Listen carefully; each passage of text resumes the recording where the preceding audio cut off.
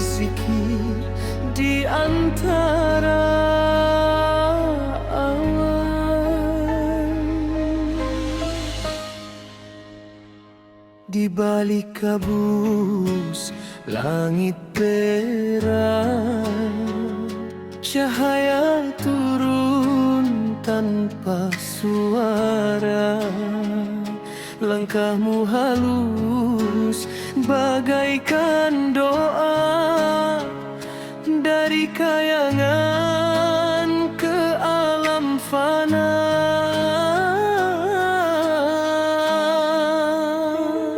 Matamu bulan beri malam suci, senyummu menawan jiwa sepi.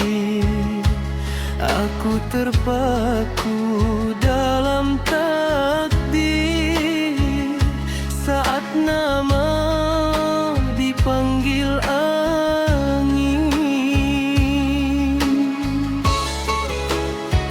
Ya Dewi, ya Malika Tausama, kalbi yanduk bihubiki daima.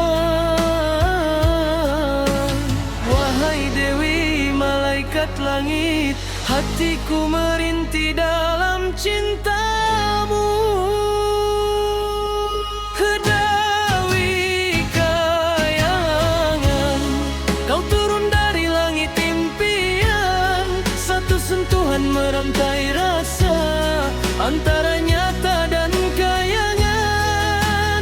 Dewi kayangan, jika cintaku satu sumpahan, biarlah aku terkurung rindu di dua alam berbeza haluan.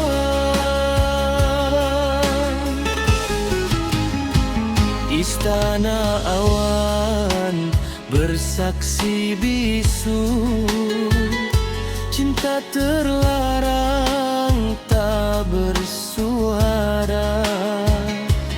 Aku insan berlumur waktu,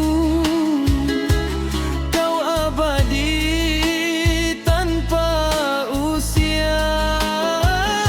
Waktu hanyut bersama malam, bersulam zikir, bersalut harapan. Andai takdir memisahkan kita, namamu kekal dalam hembusan nafas.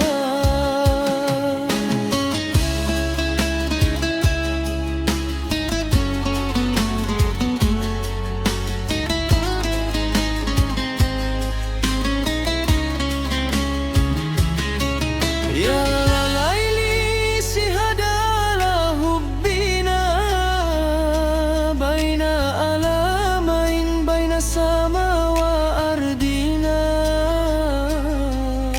Wahai malam, saksikan cinta kami antara dua alam, langit dan bumi. Hai Dewi kayangan, andai kau kembali ke singgasana, tinggalkan aku serpihan doa agar namamu tak hilang selamanya. Dewi kayangan, walau jasad terpisah alam, cinta ini tetap bersemayam di jiwa insan.